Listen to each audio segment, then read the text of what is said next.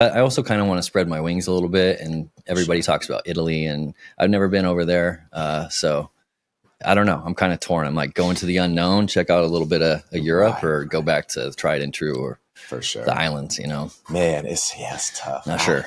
Italy. We had a guest here. He just got back from Italy. He loved it. That's a place I really want to go, especially on the coastal regions of it. Yeah, beautiful. So nice. Have you seen? Not to mention the food. I just want to go out there and just eat. Oh man, yeah. So you're a foodie too? Oh man, I feel you on in that. Japan.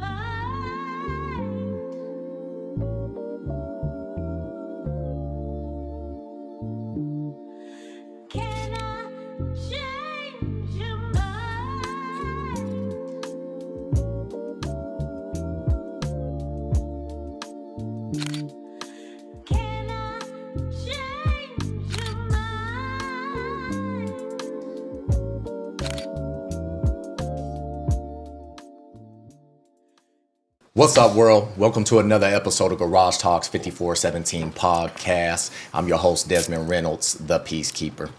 We're recording early this morning on the holidays, and we got another great guest for you today. I'm so excited to introduce this gentleman, so let me get right to it for you. So this man right here is a founder of a company and the CEO. What I love about him, he promotes health and wellness. And you know me, I love health as well. So we're going to get to that right away for you. And this man is an entrepreneur. He's doing his thing. Came down from Portland to have a conversation with us today. So let me go ahead and introduce you guys to Daniel, the CEO of Organics Ocean. How's it going, man? Thanks for having me. Hey, man, thank you. We appreciate you. How's it going, man? Good, man. I mean, it was a little bit of a trek down here. Solid hour and a half, straight rain. As I mentioned, my other car that's good in the rain is in the shop. So, but easy, one road, straight. Absolutely. I know I just made that drive. My cousin plays for Oregon State. And so I was up there the other day for her. So half the drive, but I was like, man, this drive is it can be brutal. And it was foggy and man. Yeah. But it's all good, man. It's all good. So D, I want to start with, by asking you traveling, man. You just got back from Japan. How was the trip? It was excellent. I have a friend that I went to school here in Eugene and graduated from the U of O. And I had met a friend there in the entrepreneurship club. Okay. And he ended up becoming a really close friend and also an investor. And he's been talking about Japan for years, wanting me to go out there, just saying how awesome it was, whatever. So for sure. So I had pretty high hopes going to Japan just because, he had been raving about it. And he wasn't lying, man. I mean, it's just kind of like all of the negatives that we see in the West, it seems like they've kind of figured that out or just never had it. I don't know. Absolutely. No crime, no trash on the streets. When I got out of the airport, the first thing I noticed was I was like, I can eat off of this floor in the airport. I mean, it was like a hospital, yes, that vibe. And so, and that was carried out through the cities, through the towns. Everybody was really pleasant. I didn't even see one cop the whole time I was there. Wow. So, I mean, it was fantastic. And there was, not to mention there's all the spiritual stuff that they have out there, the temples and these things. For sure. Some pretty old, cool things. So yeah, it was great. That's awesome, man. It's crazy when traveling, it just opens your mind to so much other stuff. And you're like, oh, we can do this as humanity. Yeah. It does. Yeah. Yeah. When I, traveling is one thing that totally shifted my mindset, and it happened when I was in college out here. Oh, really? They have a study abroad program, and everybody goes to Europe and does whatever. Europe is basically like here, it's just older, right? Yes, they have like older stuff, but it's all civilized and I'm not civilized, but I mean developed. When I was making a choice of where I wanted to go, I was like, let's go somewhere weird. Let's go somewhere, and so I went to China. And I had never been anywhere, and after I went to China, it totally shifted my mindset. So, yeah, I mean, I agree with you about the traveling, man. It's What you Because I was looking at some of your posts, man. Like, what you think with Western society and the pressures we put on each other? What you think we can take from other countries that can just help us? What stands out the most to you? Good question. I think that it depends most on where you're talking about, but there seems to be one similarity with. I've been a lot of places in Asia. I haven't been that many places in Europe. I've been a lot of places in South America, and it seems like the commonality with South America, Asia, the more non-developed areas, is they just care so much about family and just the basics of humanity. For sure. And that seems to be kind of the underpinning, so to speak, of how they operate. And it seems like we kind of lost that somehow, like with the hustle and bustle of our, society.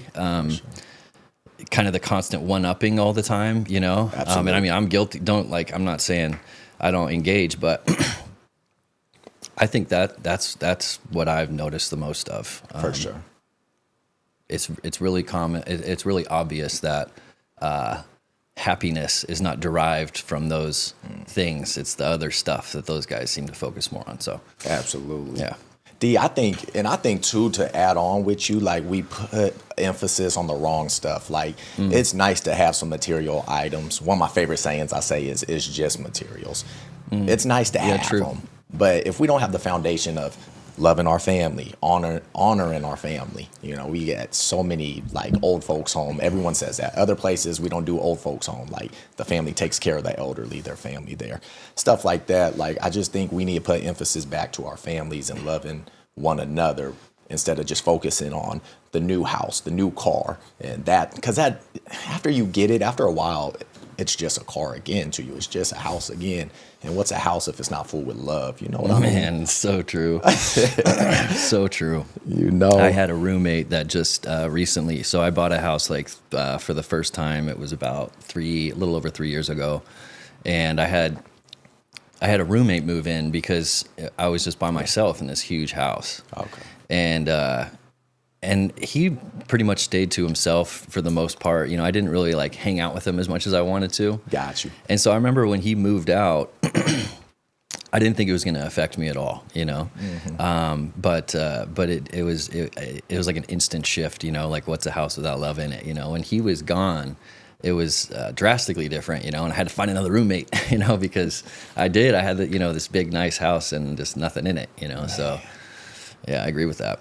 For sure. I tell you, I feel you, man, with my house. So I have my uncle who's my roommate right now. And good or bad, I'm just glad he's around. I tell you, then I lost one of my dogs back in June, and that dude was my rider. So this house had no dog. Obviously, you met my puppy now. That's a puppy? That's I know, right? I'm like, girl. And I got a girl dog because I thought she'd be a little more, nope. she's a velociraptor. But yeah, that's what it is. Between my uncle that stayed with me and her, I'm just like, man, this is, I like the noise. I like a little bit of the chaos, actually. Because when my dog passed, my uncle, he works crazy. And so I was like, damn, it's too quiet in here, man. Too quiet. Too many thoughts in my mind, too. So, yeah. Yeah. But yeah, that's traveling. Where you think you traveling next, man? You going anywhere soon, or because you? I sorry to jump in on with that. You did that Panama. I saw that post in Panama, and I thought that was dope too. Like you've been places. Yeah. So let's see. Panama. I've been to Panama. I've been to Mexico, of course. Nice. Costa Rica, Peru, Colombia. What else down there? Vietnam, Thailand, China, Bali, which is Indonesia, Philippines, and I think I haven't. And I've been to Ireland. I'm Irish, so I've been to Ireland before and visited family and stuff, which was cool. Oh, nice. You got family out there currently. Oh, where? Yeah. Where? But yeah, so I've been to those places. I've hit Southeast Asia pretty hard, but I love Southeast Asia. It's so nice. If you can get to the non-touristy places, like Thailand's kind of worn out a little bit. You know, you gotta get a little creative. But Bali is my favorite place in the world. That is a fantastic place to go, and I'd love to go back there. It's been a while. So, but I also kind of want to spread my wings a little bit, and everybody talks about Italy, and I've never been over there. So I don't know. I'm kind of torn. I'm like going to the unknown, check out a little bit of Europe, or go back to tried and true, or for sure the islands, you know. Man, it's tough. Not sure. Italy, we had a guest here. He just got back from Italy. He loved it. That's a place I really want to go, especially on the coastal regions of it. Yeah, beautiful. It's so nice. Have you seen? Not to mention the food. I just want to go out there and just eat. Oh man, yeah. So you a foodie too? Oh man, I feel you on in that. Japan. Oh yeah, like it's that. just straight Wagyu beef and sushi in the at least in Osaka, which is where they raise the cows. Oh my gosh. Or at least close to where they raise the cows. It's supposedly they make them. They have to be female. This is for A5 Wagyu, or it's Japanese beef. Okay. And the high end stuff, they have to be female, and apparently they have to put on a lot of fat onto these cows, and for whatever reason, they have to be female, and it looks like 20% meat. It's just like a piece of butter almost with like meat peppered in there, you know, and it tastes amazing. It's just so good. Anyway, so I was really like in heaven when it comes to Japan and their food. I bet. Was the sushi like so good, like makes you not want to eat sushi here? No, they just had more options. Oh, okay. Cool. But it was That's pretty, we have good food here, and it was, but the Japanese beef was on a different level. But the sushi was like, yeah, they just had more there. For sure. Dang, man. Yeah. That's... So yes, I don't know if I can say I'm a foodie, but I definitely like food. Yeah, I feel you. Yeah, there's levels to it. You're right. I definitely love my food too. With kind of going back to the Western talk, because you a CEO of a company. I mean, you're doing the thing that a lot of people dream of. A lot of people really want to do. I feel like in the West, like you said earlier, hustle and bustle, go. What advice do you give somebody that just feels burnt out, or they need to just take a break? Like, because I feel like we will rev our RPMs till we go crazy sometimes. Yeah, we will. I do. I have plenty of times. I think it depends. I would say a couple things. One is what's the goal? Like, are you revving yourself into exhaustion because, you know, you're working on something that really matters to you, and it's like the ultimate, this is where your dreams lie, so to speak, on the other side? For sure. Or is it for some, you know, I don't know, you're just in a 9-to-5 that you hate, and you're grinding, and you just, you know, the other side isn't where you're trying to go anyways. Gotcha. If that's the case, then, you know, I think there's a bigger problem there, and it's not worth all the turmoil and stress. Absolutely. Because on the other side, it's not where you're trying to be anyways, right? But right. If on the other side, it's, you know, what you're dreaming of, kind of like building a business like this, like Garage Talks, then I would say that when one is feeling like that, or when I've felt like that, looking back, it's like that's when the warriors are made. It's like that's when you actually earn it, you know? All of the building and creative stuff, that's fun, and like, you know, that's the easy stuff. It's like when you feel like you don't want to get up and work because it's just the same thing over and over and over, and you're exhausted. Sure, maybe there's ways that you can take better care of yourself and like look at that too. Right. But that's when you earn it, man. I mean, like that's when you earn your stripes in entrepreneurship. So I would just say, like, just remember that, and that's the game. Absolutely. And everybody, there's a very small amount of people that can handle that amount of pain over a period of time. And so that's when people quit, you know? So. Have you seen a lot of people give up at that point? Oh, yeah. Oh, absolutely. Because it's like when you're doing entrepreneurship, of course, you got to network, and you see others trying to start their business. So it's kind of like, dang, when you look left and right, you see who falls off or who sticks through. And it's so important. One thing that I learned, D, is like those days you get home, or you get home at night and you just want to sit on the couch and just chill, and you're just so tired. I've had it this week. My eyes are heavy. But when you just get off the couch and just get back to it, like you just got pushed through sometimes. Sometimes I haven't. But when I do, I make some of the best creations. I have some of the best ideas. The next day I look back and be like, yo, I'm so glad I did that. Like, I'm glad I got up. So I feel you on that 100%, man. Reminds me of the gym a little bit, just get there. Just get there. Yeah. That's interesting. For sure. The gym, I think the gym taught me that. I mean, don't you think like the gym for me, when I was working my 9 to 5, I was like, shoot, there'd be days I get off work. You worked a 9 to 5, you be exhausted. Forget this. But when I got to the gym, best feeling ever, man. Best feeling. So I think that helped program me for what I'm doing now. Yeah. And same with you, probably. I'm not sure, but yeah. Yeah, I think that makes sense. Definitely.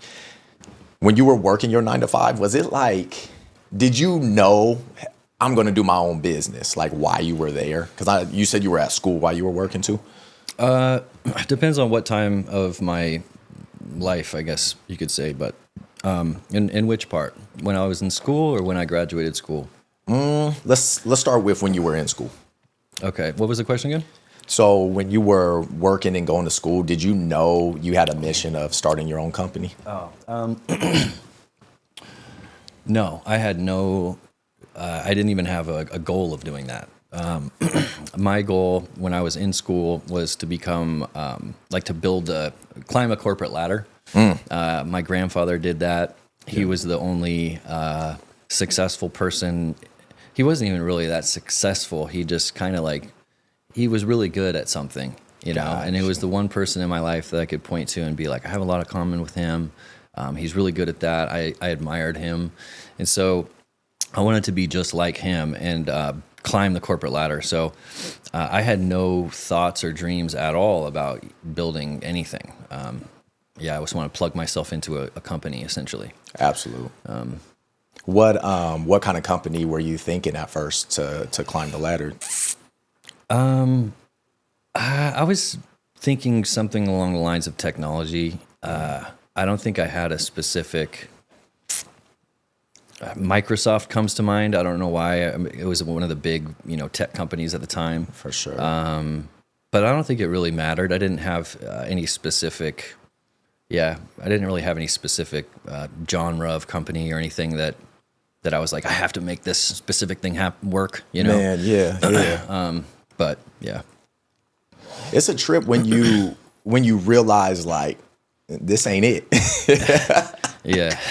Well, it was a process for me because when I was in school, that very same gentleman that I referenced about with Japan, who was talking to me about Japan. Oh, yes. He had said he went there and enjoyed it. So I met him in college, and he's the one that introduced the thought of entrepreneurship to me.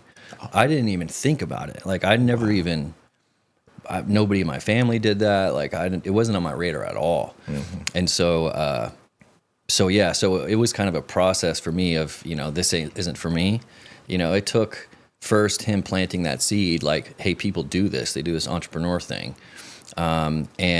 And then also, fast forward to after I graduated school and started working in tech, and I worked for a pharmaceutical company. That's when I was like, okay, I really don't want to do this anymore. And there's this thing, that I can do that's, outside the system. Yep. So it's kind of like a process for me. Gotcha. Same. I was juggling this in my job, which hey, world, I just depending where your finances are, please do try to juggle them both. Yeah. After what I say, don't just get up and leave your job. But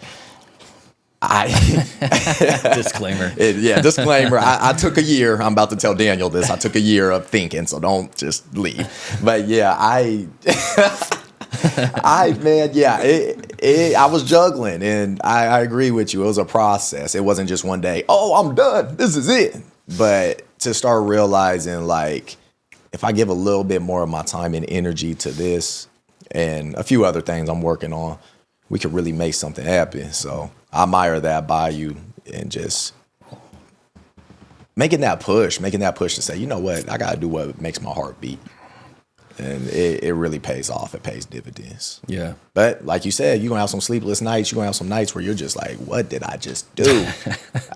Did you? Oh, man. Yeah. I mean, it's been a crazy roller coaster, man. Yeah. I mean, when you start stringing together, this is going to be year 9 of doing opting out, of the structured path of, graduate school, work 9 to 5 forever. It's been 9 years. And so there's just been so many crazy things, like the sleepless nights and all those things. True. Yeah. But I mean, I've done really well, lost it all, had to build everything back. Like, just really intense.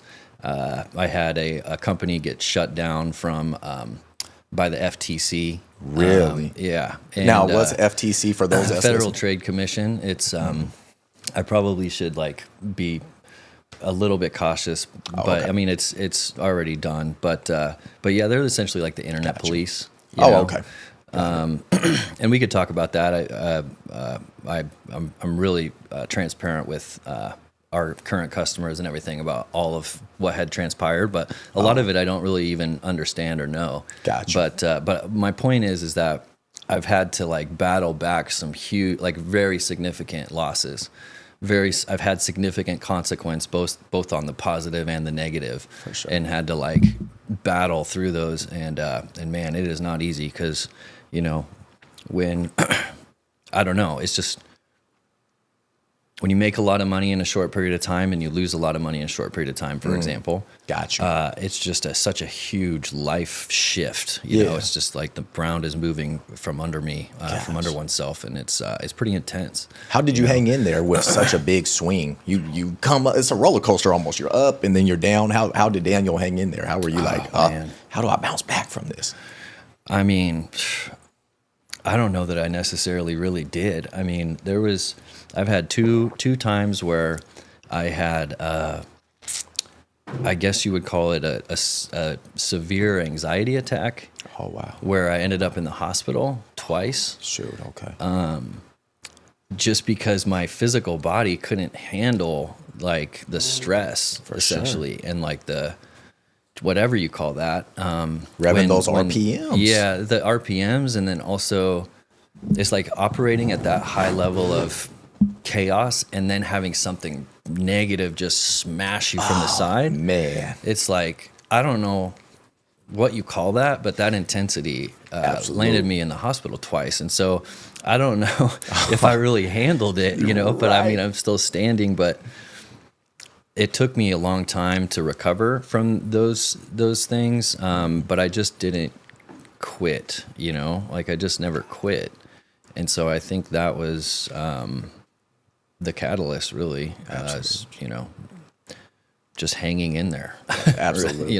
Literally. Hey, Nipsey Hussle said that. He said the only difference between me and everybody else, I just didn't give up. Yeah. You gotta go through I hold that dear. I need to print it out, but you gotta go through every emotion.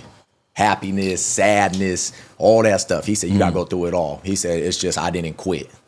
And I thought that always hits home for me. That's so true. I get that asked. I get the question asked to me all the time. They say, what's the key to success? What's the, magic? Man. What would you say to somebody that's, aspiring and this, that, and the other? And it's always the same answer. It's just, I've met a lot of people just through networking and different business owners, different levels of success, all different levels of intelligence. And the only common denominator is that, like Nipsey said, they just don't ever quit. Gotcha. That's literally the only thing that's the same with all of these successful entrepreneurs that I know. That's it. For sure. I agree. Yeah. I agree. Do you think structure, though, is important? Even though we're two business owners, entrepreneurs, is structure very vital to growing? Structure in how one approaches the day or their life, or how so? I would say approaching the day first, just having structure, having a business plan almost, essentially. Yeah. Yeah, I mean, probably the most important thing when it comes to business or achieving a goal is lasering in on that one thing and not getting distracted with off-ramps and features and different things. It's lasering in focus into that one point. But as far as the day-to-day, I know when I was first starting, the day-to-day structure was really important. Gotcha. How come? I hired a business coach. Oh. just to like hold me accountable to waking up and doing a journal and, all of these things that he said were important. Yeah, for sure. And I found that that was awesome. I mean, I thought I was seeing good success. I was growing, getting to know myself. But I didn't hang on to a lot of that as I like matured in business and stuff. There's of course like some, things that I keep, I go to the gym. I make sure that, I can't really operate without doing that. But as far as like the, journaling and doing these, like all those little structure things that you hear about. Right. I think it could be cool at the beginning. It helped me at the beginning, but I eventually just kind of did my own thing. Yeah, for sure. For sure. The gym. Are you a morning gym guy or a night guy? Night guy. Yeah. You after are? work. Me yeah. too. Yep. I don't know what it is.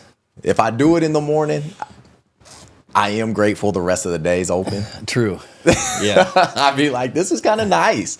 But, it's like dragging me in the morning. Nighttime, I'm like, cool, let's get it. Yeah, me too. I think also when I do it at night or at least after work, it calms my mind down. Sure. My mind is just like a hamster wheel. Just it's crazy. So I got to just do something to break it. Right. And so that's the big, and I'm also not a huge morning person. I just like to drink coffee and like, pray a little bit, drink coffee, read a little bit. And that's what I'm not into like doing burpees and stuff. I feel you on that. Me too, man. Me too. I do my little breath work, my meditations, and then I'm like, all right, bet. Get to work. And like you said, after work, hit the gym, let it all out. Yeah, that's my routine too. Yeah. Nah, that's good. Yeah. The mornings is nice. I got good energy in the mornings. It's just I know where I need to put it, man. I can't. Like you said, burpees in the morning it doesn't sound appealing to me. It's like, forget it, man. Yeah. I mean, burpees anytime doesn't feel like, very appealing, but I don't really do burpees. It's just like an example, right? But, right. I got to show you my burpees I do. They're crazy, but they help a lot. It's crazy. How important, I know you said working out just helps you with everything. Do you really work out, 5 days a week, 6 days a week?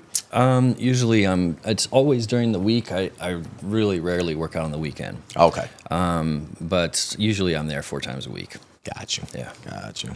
How do you keep that tunnel vision of such a busy life? Like, that's something I'm learning myself right now, leaving my job, doing this entrepreneurship. How do you keep that tunnel vision, that structure of just the focus? You seem like you're real laser focused. So how do you do that, man?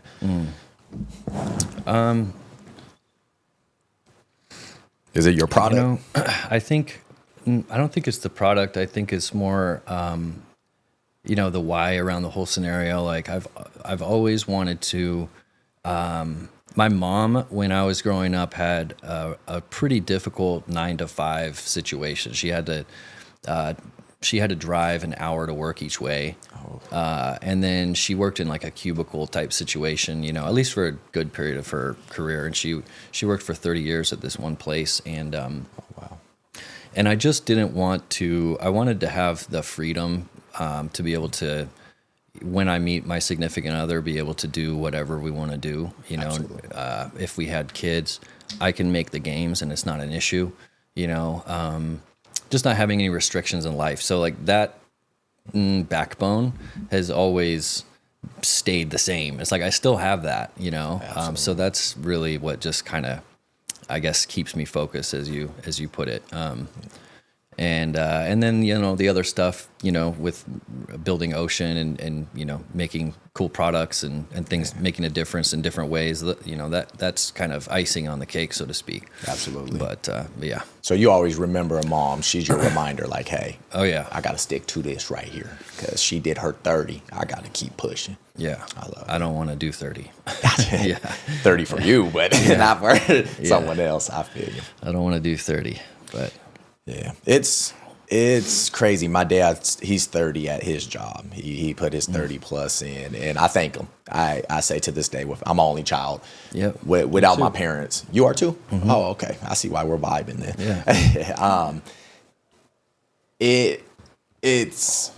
I'm so grateful. I'll say this to you as an honest man that I am. I wouldn't have any of this without them. Just period. My dad putting work in, putting food in my belly. My mom doing it. being good parents, I had to remind myself that too. To this day, I remind myself that, like, hey, they did all this so you can live your dream. And my dad would always say, hey, I want you to be better than me, have a better life than me. And so, yeah, it's imperative. And don't get me wrong, if I stuck to the grind or whatever, hey, he'd be totally grateful. My mom too. It was the scariest convo to have, though, when I told him, hey, I'm leaving. Like, I'm gonna take this risk. I'm doing it. I was like, shoot. Because they're grinders. I mean, you talk to my mom, they're grinders, which I'm so grateful for. But they got it. They was like, and I was like, damn, I got to honor that. What's that? What did they say? Oh, man, my dad, Remember? he said, don't show up at my job. Why? What do you mean? So my dad runs a bakery. Okay. He runs a bakery called Friends Bakery. Great place, but it's hard work. It's hard work. And so a lot of people go to the bakery, which is cool. My job was an office job. I was at a credit union. And hey, D, I was really good at it. I was really good at my job. But I realized it's because there's just a bigger picture. I was like, I'm having more conversation than just numbers. And so I was like, oh, shoot, we can put this on film and just do this. But long story short, I walked in, man. I didn't. Let's see, I left my job, I think it was a Tuesday. I didn't go see my dad till Friday. I didn't even talk to him. I usually talk to him every day. Every day. And I'm like, damn it, man. My mom kept going, what you gonna say? I was like, the truth, but I ain't ready. So I ain't gonna say shit. And finally I pull up to the crib, and my dad, like, it's God, my parents, and I'm just like, I'm 32 years old, scared as ever. And I'm like, Yeah. walk in, he looks at me. I'm like, what's up, Pops? He's like, and yeah, that's what he said. I said, I just want to let you know we got this, man. That I'm just all smiles aside, we got this. He said, good. He said, don't show up at my job either. I was like, bet. And that right there was his way of saying, hey, go rock this shit. Go rock it, man. So here we are doing it. Now I got Daniel right here chilling with me. So yeah, it's good, man. Man, that's crazy. Love that little cosign. Just the single sentence. You know that he's looking at his classic phone. Dad. Classic good dad. You stuff, know, his way of just saying, go get him. Go handle this. That's his way. And I'm like, felt you. Got you. A lot of people would have been like, that's it.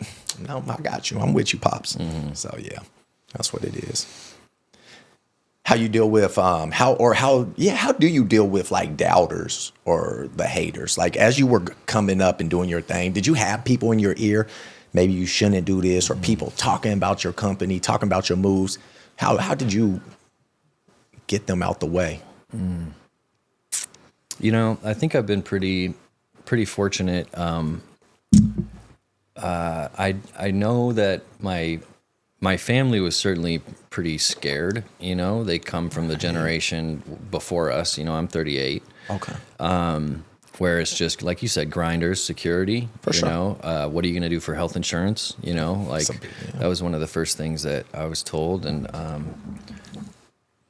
they weren't haters. That's family. They're just trying to support and make sure I'm okay. So they just I don't think my mom and immediate family really understood how bought in I was. Like they just kind of like. I don't know. I mean, because internally when they're saying this stuff to me, I'm like, you'll see, you'll see. But real, outside of family, with what I noticed is I didn't necessarily have people that I didn't know that were. Maybe I just never been big enough to have people from the public, like getting hate from the public. I'm not like big on social and things like that. Absolutely. But I had a couple friends that just totally fell off the map. People that I thought were brothers and sisters. Yeah. That I don't know, man. It's so bizarre. Just. People that I thought would be in my life forever that, that just changed. It's like they just changed. Wow. And so that's what comes to mind when you ask that question is like, it was really odd. And I think it had something to do with just me I don't know. I don't want to call it like elevating because it's just, I think maybe monetarily stuff that I'm referring to. And that doesn't mean you're elevating necessarily, but I don't know, like just somewhere along the line with me being successful at business, I don't know if it's a jealousy thing or like what that is, but Well, they say a lot of people, you get two things. A lot of people get jealous of you or they start asking for stuff where you're like, look, like I love you, but you know. So but it sounds like for you it was more jealousy than anything. I guess, yeah, I'm just trying to figure, I'm still not sure. Yeah. But that's the only thing that I can think of because that was the only thing that was changing in my life when it all happened, you know? So, and it was not just one person or one couple. It was, you know, it happened twice, where it's just like solid relationships. For and I was sure. just like, whoa, that's crazy. I can't believe I would have never thought, you know. I feel you, D. It's crazy. So, It is. blindsided me for sure. Absolutely. But that's what comes to mind. It's there. I mean, there's this saying that like your blessings and as you start getting blessed, it angers people's demons. And you know, it's not like, yes, it's jealousy. And at the same time, you know, inherently people want to be certain ways. So when they see someone close to them taking those next steps, a lot of people just, they get a little envious of it. And it's tough. It's crazy. It's crazy because it's just they're looking at the outside in from the outside in and being like, you know, saying that or thinking that. But really, I'm like, bro, I need you, you know, or whatever. I need you, you know, like this is hard, you know, like you see all the fancy stuff and whatever, but like this is really tough, you know. And so it's just the wrong reaction, you know. Absolutely.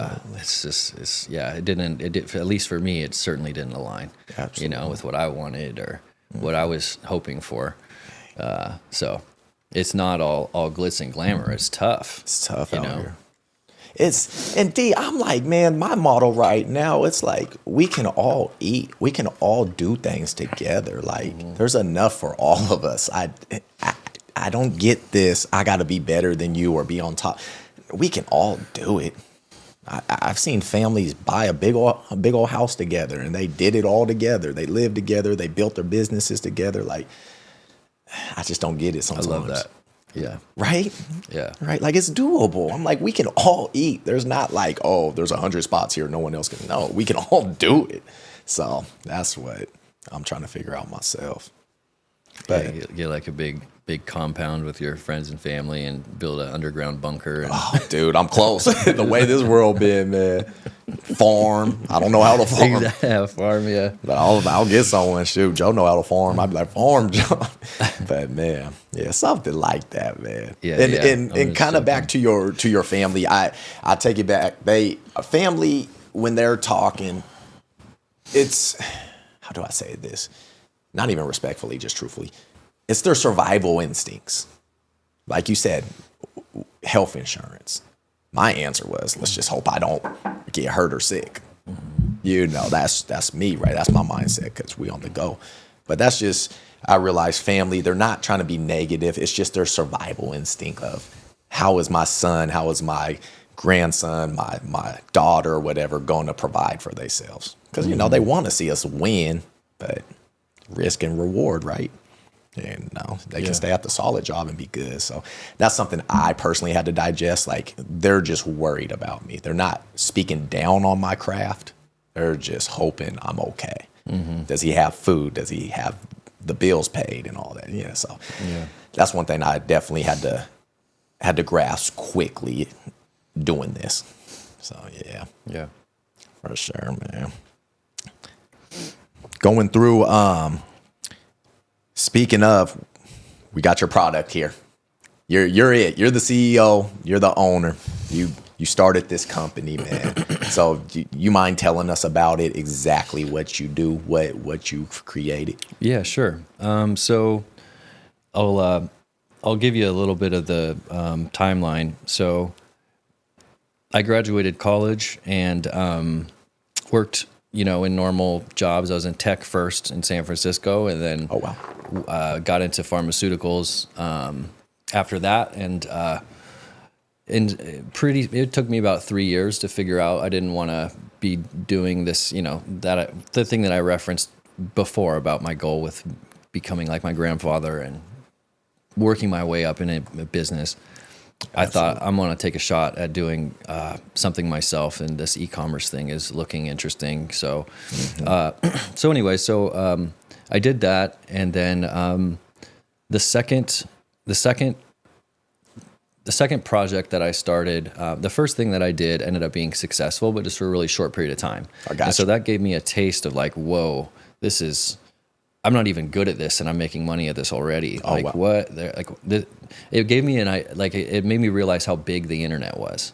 That how many people are shopping and trying to buy stuff, because I could be super bad at advertising, and like this is back in the day when it was much easier, right? Like now it's not like that. Okay. But back in the day, you could be very mediocre and you could make money. Got you. And so I found that out really quick, and the second business that I started was a supplement company, kind of like a hybrid. Yeah, it was a supplement company. For sure.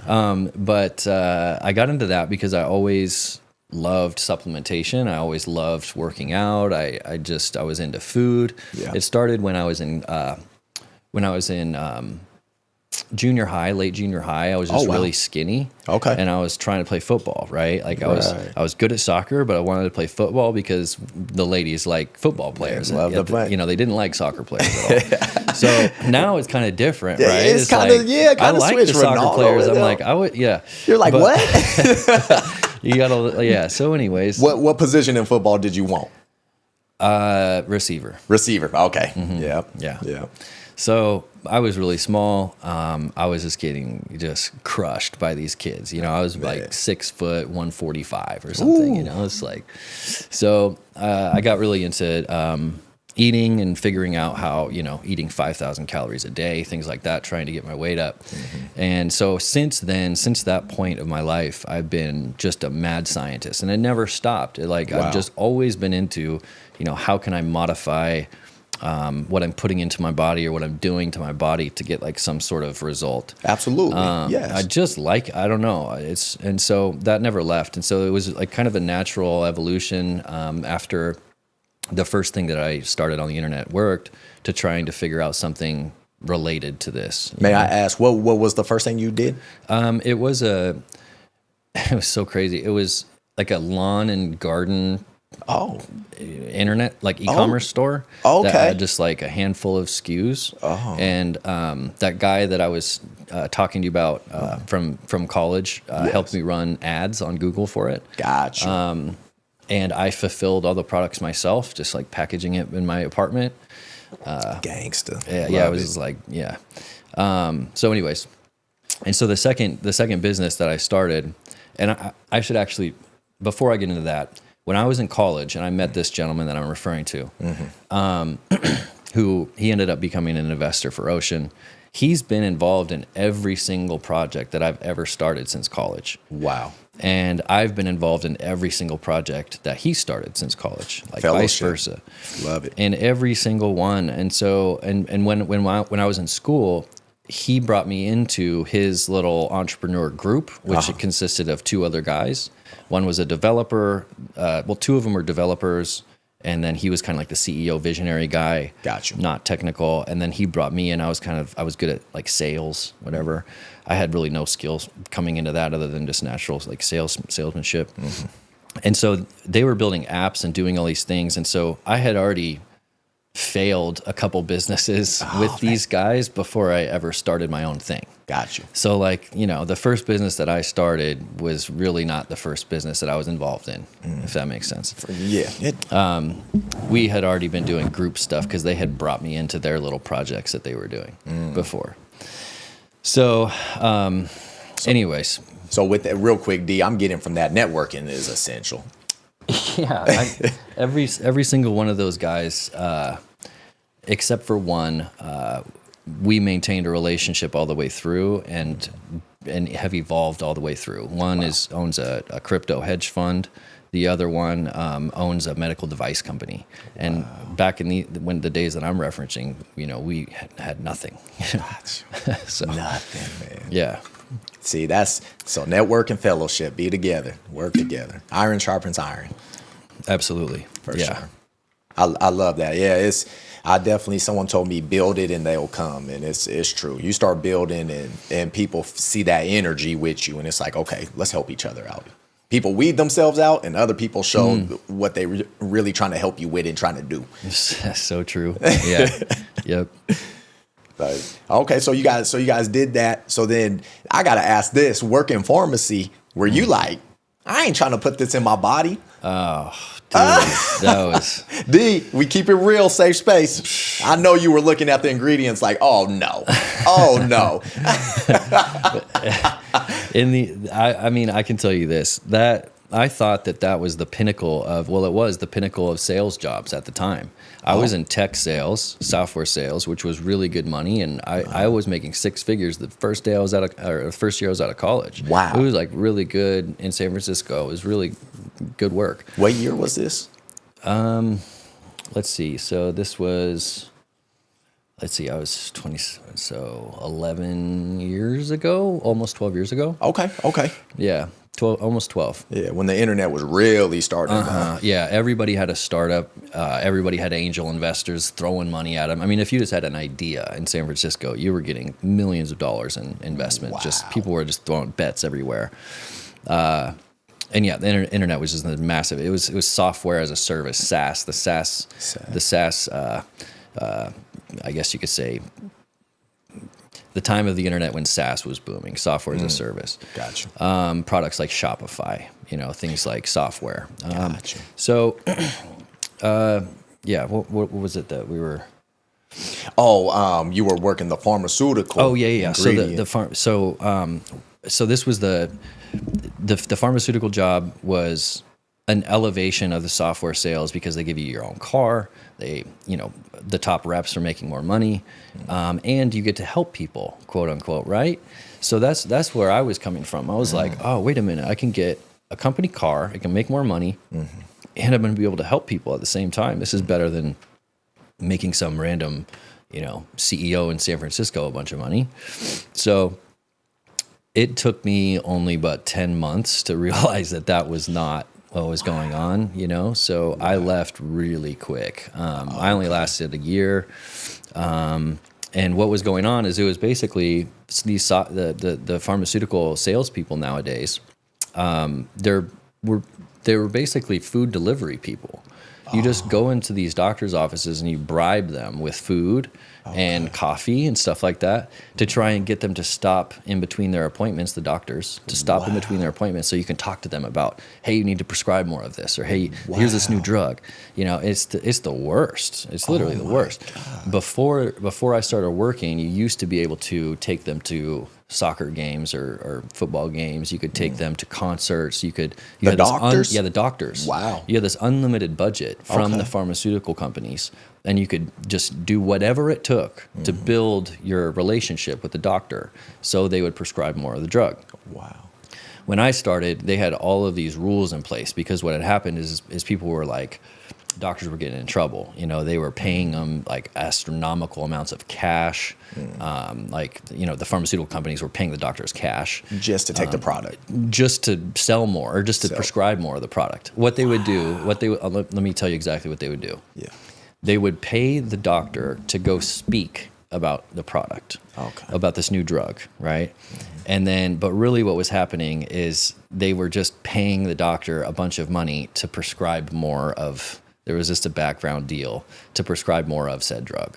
It was just the speech was just a front to give the doctor cash, right? Because you can't say, here, doctor, prescribe more of this, drug. Here's a bunch of money. They have to do something for you, for sure. So they would speak about, the drug or like do some, Yes. They would speak in some sort of forum. So anyway, so that got shut down. It was the pharmaceutical industry was like that, like super corrupt. That is and it crazy. was like that forever. when I started, they had just cracked down on that. So all you could bribe them with was food. It was like food and coffee. Yeah. You could still pay them to do these speaker events, but there was a cap on how much you could pay them. Gotcha. So it was terrible. I mean, it was literally like a food delivery person. Yeah, they put them sanctions on the reps, like they did Russia. Put them sanctions, big time. Dang, man, that story kind of reminds me back like when COVID was real relevant, like taking the shots and the medicines and stuff like that. Like it just kind of rings that bell because I was hearing that too with doctors and stuff like, hey, we're gonna slide you some bread just to get the shots out there. Because wasn't there like 3 companies that were making the shots? Yeah, I think there was 3, maybe 4 towards the end, but I'm not quite sure. Yeah, same. But yeah, I mean, you heard I'm sure you know of those stories where they're like, hey, here, get these out. Man, it always, when a lot of that stuff was going on, it's amazing to me how much trust that people give like not just that industry, but just people in general. When there's that amount of money that's at stake and that amount of power, I mean, I'm talking about bribes just on the low level pharmaceutical rep to a local doctor. There's bribes going on there. That's what I'm referencing, right? Right. That's like way down here on the totem pole. Gotcha. Imagine when you're up here, and you're talking about prescriptions for the entire world. Oh. I mean, I think the amount of corruption that goes on up there is absolutely unfathomable. Yes. I mean, if I was able to see it at my little low level, like who knows? Who knows? Who knows? Crazy, man. It was a whole weird thing, something I didn't know much about, but I was like, damn, you could just see it. Yeah, you could feel it. Yeah, so to just hear it on your level, it's like, man, that is wild. Mm-hmm. And we had I had a really interesting meeting that I sat in on. They used to train us in New York. So they'd fly us out to New York, the pharmaceutical company. They'd fly us to New York. We'd be there for 3 weeks at a time, and they would train us. Now, I got the job, and then in order to be qualified to sell medicine to a doctor, they send you to New York for 3 weeks. And so they train a rep for 3 weeks to then be giving advice to doctors, right? That's literally how it works. What? 3 weeks, you could be out of school, you could be just coming from a tech job like me, and all of a sudden the doctor's asking me what to do. A doctor. We're talking 8-10 years of school. Full blown MD. I was in the mental health department, so we're talking about like serious stuff here. For sure. That I know nothing about. And they would train me for 3 weeks to go and speak to them. But anyways, the meeting that I observed that I'm referring to is really interesting. It was for the pharmaceutical company that I'll keep anonymous.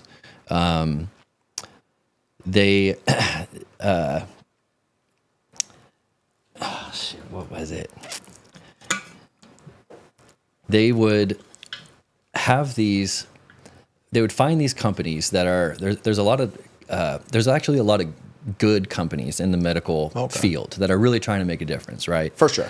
And but there's the top ones that are the gatekeepers and that are calling the shots. The Pfizers of the world, these big ones, right? Yes, yeah. These guys are really calling the shots, and so anyway, so these small the meeting consisted of the pharmaceutical company I was working for letting us know that I don't know if they let it slip or what, but they said that there was companies that would develop these drugs that were eventually they would basically put their drug out of business if it came to fruition. Okay. Like they say it's because it's better, or it would solve something that they're already treating the symptoms for. Okay. Like if you does that make sense? Yeah, if I have a drug and I'm treating the symptoms of this disease, I don't want someone to be able to cure that disease. Got it. That puts me out of business. So what they were doing was they would acquire these companies before they could get this drug out in order to maintain the situation so I could treat the symptom. Yeah, so they can keep treating because cures, it's done, it's gone. Yeah, and I remember this was on something I couldn't speak to the specifics of. I wouldn't anyways, but I don't remember that it was like a real bad disease or something like that. But it was something. It was a model that probably happens all the time. Is my point, and it was on some like obscure thing that didn't really make a big impact to society, which is probably what they were telling us. Mm-hmm. We weren't going to go all up in arms like this is wrong, but it was pretty eye opening to say the least. So it's like, eesh. Mind blown. Wow. And companies, what they kind of say, the term, they kind of fatten you up. You get the company car, you get the good salary, so everything's feeling good. It's like, but shout out to you for heeding the signs and like, oof. Yeah. Man. And then you're seeing what's going into people and you're like, nah, this isn't right. This isn't it.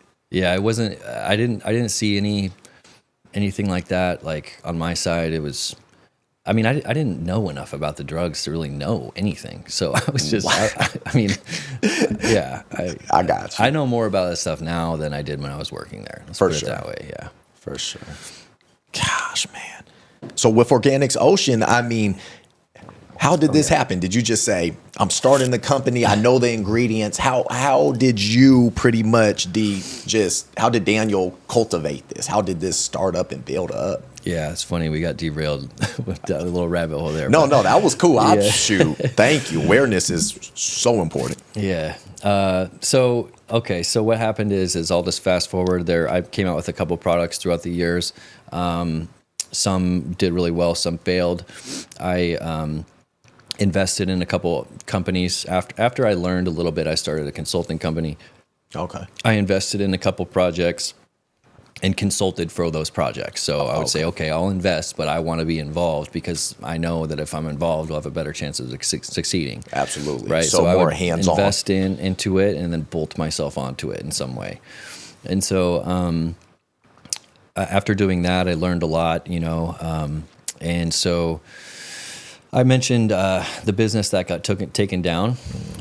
So that is actually the business that I thought I was supposed to be doing with my life. Gotcha. I thought it was my purpose. And so I have to kind of reference this in order to answer your question. Absolutely. Absolutely. Because it's how Ocean started. So New Level started that up to get to to your company you got now. Yeah. So the context is crucial. So New Level.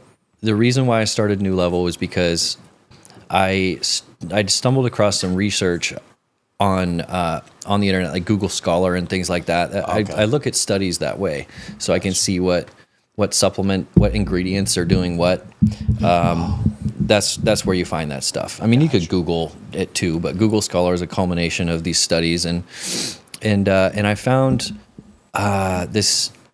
this research that was saying that there was this amino acid called NAC, an amino acid, just a protein, called NAC, that was showed all of this promise around decreasing compulsive actions.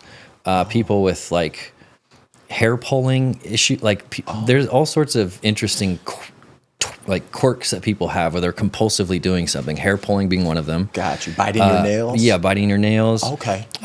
Smoking, drinking, all the way into narcotics, right? So, so what NEC was doing was at this certain dose range, it was decreasing the frequency and intensity of cravings. So I was like, what in the world? This must just be like a couple studies that are showing this, like something that's not very conclusive, right? Because it wasn't really out there. It wasn't out there. Yeah, it wasn't out there at all, other than just these studies that I found. For sure. And I had never heard of it before, and I'd been in the supplement game at this point for years. Okay. So when I saw it, I instantly think, okay, there just must not be that. There's nothing really here other than because everybody would know about it, you know? So it must just be, fly-by-night studies that, whatever. There's not enough participants in them to be statistically significant, or there's just one or two studies and it's not enough, right? Gotcha. Not enough to be real. Come to find out, there's a ton of science behind it. There's a ton of studies. Okay. And so the further that I dug, the more I was just like, why doesn't anybody know about this? You know what I mean? Exactly. Like, we're talking about problems that are just ravaging the country. And, you know, it's amino acid, like especially NAC, is very inexpensive. So I thought to myself, I'm like,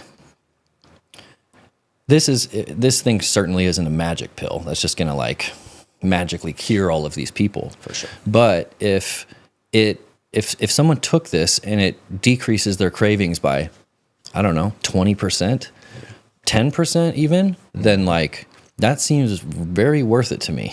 You know, right? So Absolutely.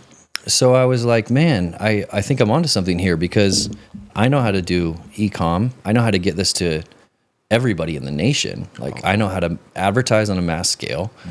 I know how to do the e-commerce game. I know how to make supplements. So anyway, the stars aligned, and the first thing that I did was I hired the best attorney that I knew from, you know, all of the years at that point being in supplements. You have to have relationship with lawyers to make sure that you're compliant. Big move right there. Big brain move. Have to. Yeah. And so before I knew that I could build it. So before I did that, I needed to make sure that the foundation was okay. Got you. I wasn't going to get myself in trouble, because I knew the idea was new, right? It's like nobody had done this before. Why? You know? So good like, question. yeah. Good question. So I hire these guys. It's a law firm. I've worked with one of the lawyers before. He charges $750 an hour. These are no punks, right? Wow. Now he's over $1,000 an hour. So these guys go over the idea. You know, I'm like, this is what I want to build. And so they also, they basically greenlit the idea, but they're like, let's write your terms and conditions. Let's write your privacy policy. Let's go over your website. Make sure that you're not getting yourself into trouble here. Absolutely. So they went over everything. I mean, they combed through the website. They completely wrote my terms and conditions and my privacy policy. It's not like they edited my own, like they wrote it all. Wow. And then I still have the email to this day. They sent me an email saying, you know, after our analysis and tuning all this stuff up, the risk of running this business is super low. Oh, really? Very, very low. So I took that and I was like, great, let's go. All right, it was good to go. So built the company, built the team. I mean, company launches, crazy feedback from customers. I mean, we're talking about, I don't know if I can name can I name certain drugs on the podcast? Oh, yeah, please do. Okay, Please so do. there was like heroin addicts and stuff that were emailing in being like, I've tried to quit with everything, and the only thing that worked was this. And I was just like, are you sure? You know, like, that's crazy. So my product is getting this feedback. Yeah, but it was just like, I didn't even believe him almost, because it's like that stuff has a stronghold on people, you know? That's So like, snake grip, yeah. I'm like, what? And then, but it kept piling in. I mean, we had a woman that was talking about COVID and how she started isolating and drinking because of COVID, and she couldn't stop drinking, and then took this and then like stopped drinking. So the stories, the feedback that we were getting was nuts. Right. You know, it was nuts. And so I was really excited and whatever. But anyways, long story short, this 3-letter government agency came in, emailed us, sent us certified mail saying that we were breaking. Actually, let me rewind. COVID had started. The pharmaceutical companies wanted NAC to be a pharmaceutical because they started researching treating COVID with NAC. And it was showing all this promise, right? Like, so the pharmaceutical industry was like, wait a minute, we want that. We want to be able to prescribe that because it's working for COVID treatment. So we don't want it to be able to be sold as a supplement anymore. Wow. But it had been being sold, NAC had been being sold, you know, at departments or stores over the counter for years. I mean, I think the date is like it had been a supplement since 1940 or something. And they wanted it to a point where you had to get prescribed. Yeah. Yeah. Wow. So it was showing promise, treating COVID. They wanted it to be prescribed. And so the first wave is our product got taken off of Amazon, as did all products containing NAC. So then that was our main ingredient, you know. And so ours was Amazon's choice at the time. So they took all the products with NAC off of Amazon. And then after that, we got a letter from this 3-letter agency saying that we were breaking some opioid law of such and such 1960, something, whatever. Yeah. So long story short, we didn't have the resources to battle the federal government agencies, right? So I essentially had to just close up shop just like that overnight. And that was actually one of the times where I ended up in the hospital. I just couldn't handle the information that was getting fed to me. I couldn't handle the devastation of it. Absolutely. And so I remember like it was yesterday. So that after that happened, I didn't know what to build because, like I said, I thought that was my purpose in life. Sure. I thought it must have been because I stumbled across that and nobody else had built it before. I just assumed that it was for me, I had, history with it. My family had history with the topic. So I had the fuel or the fire inside me to build it. Yes. And I had the education to build it because of the stuff I built before. So I'm thinking it's God stuff. Man. I'm like, this is my purpose, right? But anyway. The calling. Yeah, this is, man. Yeah, I understand. You understand? You follow? Sure. So like when that happened to me, it was so devastating and so it was crazy. So that makes sense what you were saying earlier. That really puts that context to it, man. Yeah. So I didn't know what to build for about a year and a half after that because the rug got pulled out from under me. I didn't have any other ideas. So what were you doing in that meantime? Nothing really. Yeah, I had money to live and operate from the previous businesses that I had ran, and I knew I wasn't going to go back into the workforce, so I just had to wait until I had an idea of something to build. Wow. But I had enough resources at the time to where I'm not just going to make something for money. It had to be the right idea. Gotcha. I could make anything and build something for money, but it had to be the right idea. Otherwise, I wouldn't be fulfilled, and I already had money, right? For sure. So I think it took about a year and a half, maybe a little bit longer, and I had no ideas. And then I stumbled across some information about sea moss. Most supplements are trash. Like most stuff that we get advertised for are just it's not going to do anything, right? Really? And I knew that. And so new supplements come out all the time. I don't care. I'm just I can see right through it. I've been in this game, But sea moss was different because it had 92 minerals out of 102 minerals in this naturally formed thing, gotcha. Which was really unique. It's like a multivitamin from nature. For sure. And so, and I looked at the history, and people had been using it for a really long time. I started off in Asia, and anyway, so that piqued my interest, and people have been using it for so long because when people have been using something for a long period of time, back in the day, they didn't have structured studies and science, right? Yes. They use it because they felt it or they see some impact of it. Exactly. So stuff tends to actually work, when we're talking about back in the day. Mm-hmm. If it's carried, the trend is carried from, thousands of years back till today, there's probably something there, and sea moss is one of those things. Wow. So so that piqued my interest, and then I also came across magnesium glycinate at the same time. And so those two products just really piqued my interest. Sure. I was like, wow, these are two things that could actually make a huge impact. I think I can get behind this. Mm-hmm. And so those were the two products where I was like, okay, that's enough fuel for me to be able to start this company. Absolutely. And when you say impact for your everyday person, what exactly is the sea moss and the magnesium doing for that person? Yeah, so sea moss is exactly like I was saying, is like a multivitamin from nature. Gotcha. So nowadays, our food is void of lots of nutrients compared to back in the day. Our soil's depleted and things like that. So we don't get as many minerals into our body as we used to. Absolutely. And so sea moss can help kind of patch that up a little bit. Of course, you still want to be eating foods and healthy things, but sea moss is like a multivitamin from nature. It gives you a plethora of minerals. And as far as what people use it for, it has a lot of iodine in it, so that helps the thyroid. So people use it for weight loss and things like that. Gotcha. They use it as anti-inflammatory, so people use it for joint pain. Gotcha. We get a lot of feedback for joint pain and energy. And we also put vitamin D. We put a full dose of vitamin D, a daily dose of vitamin D in the sea moss. There we go. So that means that people don't have to take another pill of vitamin D, right? You can just take this multivitamin from nature. It already has your whole vitamin D allotment in it, which is a really, especially in the Pacific Northwest, a really important vitamin to take. Absolutely. Absolutely. And then the magnesium glycinate, people use that for, well, magnesium is used by the body in every bodily process. Okay. And so it's the most critical mineral, if you were to ask my opinion.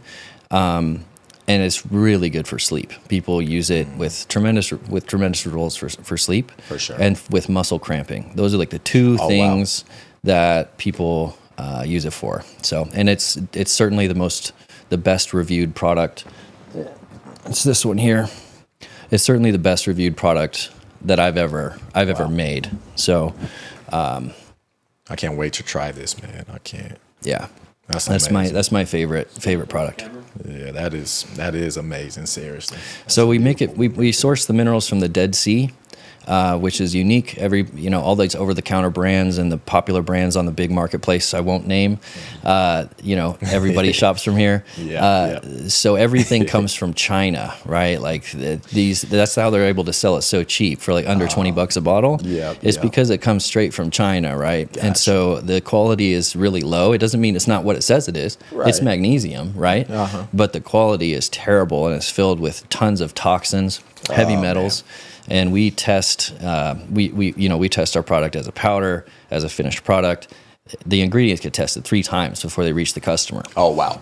And then we quality assurance our products every month. We'll send random products into another third-party lab that's different than the one that we used before. So we have like multiple layers of labs to test. And there's 6 to 46 times less heavy metals in this product compared to everything else over the counter. So there's levels to this. Big time. You can go buy magnesium or sea moss, but there's levels to this. It's quality and effect and everything. And nobody considers it. I don't know why, because it's something that you're putting into your body, right? Which you'd think would be very important to us. Mm-hmm. But for some reason, we just want the cheapest thing. And it's like the worst trend to come in the supplement market. It's like... Yeah.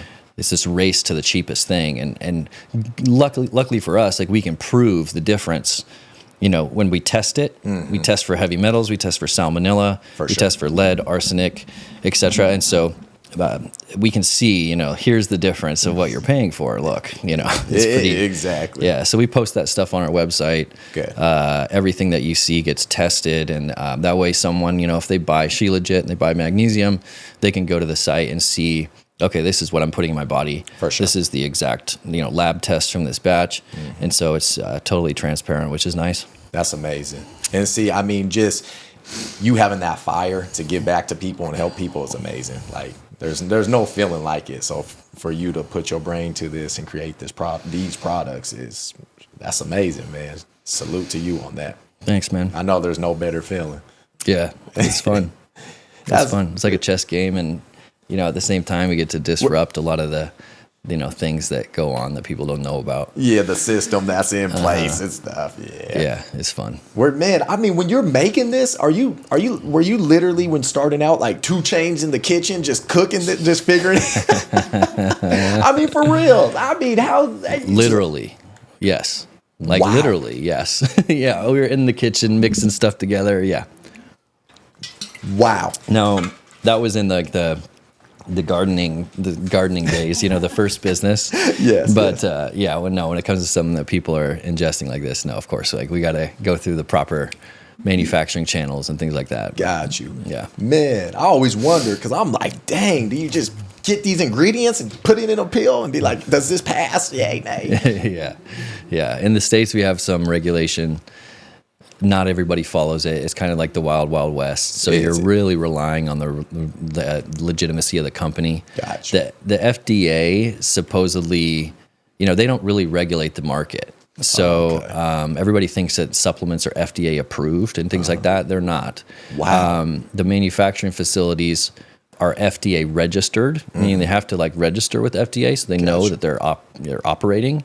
But from what I've talked to with our manufacturer, they only drop by like once every 3 years.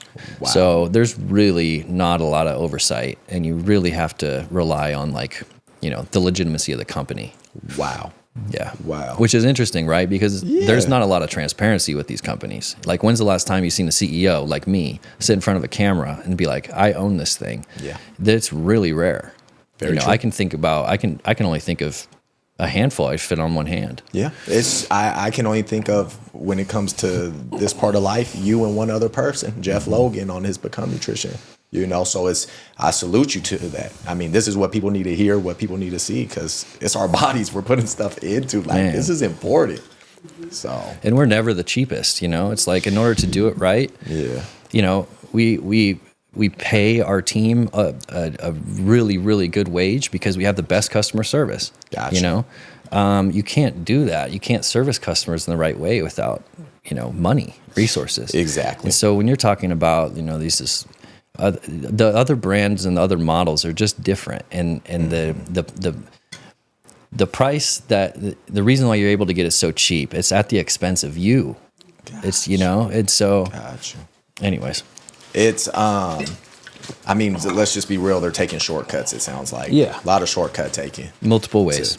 Wow, and it's you get what you pay for, right? Like I know quality over quantity. I know personally. So you know what? I'm going to budget. Maybe I don't need this because I want to be healthy. When I say I don't need this, I don't need that pair of shoes, or I don't need to take this random trip. Maybe I need to just take my supplements and vitamins. I need to eat healthier.